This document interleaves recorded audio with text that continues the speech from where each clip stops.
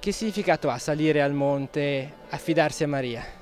Mi pare che abbia soprattutto il significato di presentare alla Madonna tante richieste personali e anche richieste che vengono affidate dalla gente, dai fedeli. E poi il significato di domandare alla Madonna di essere sempre di più vicini al suo figlio Gesù, perché rimane sempre vero che quando si va a Maria, Maria porta il Signore, e questo è il frutto più importante di ogni pellegrinaggio, quindi anche di questa giornata qui al Santuario di Montallegro.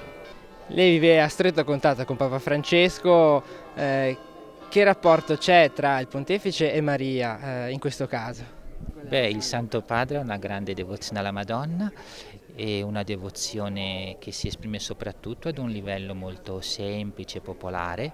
Lui ha anche questo stile di toccare l'immagine, ecco, in questo modo lui esprime l'amore profondo alla Madonna e lo esprime in un modo semplice, popolare, che tutti possono capire, e credo che attraverso questa modalità avvicini tanti all'amore per la Madonna.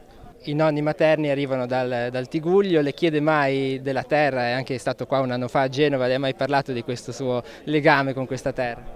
Sì, sì, ci sono diverse occasioni in cui si parla di Genova, della Genova attuale, ma anche di questi suoi avi che vengono dalla terra genovese, e mi pare che lui abbia un legame, una simpatia, un affetto verso la Liguria e Genova proprio per questi suoi trascorsi che lo riportano in questa terra.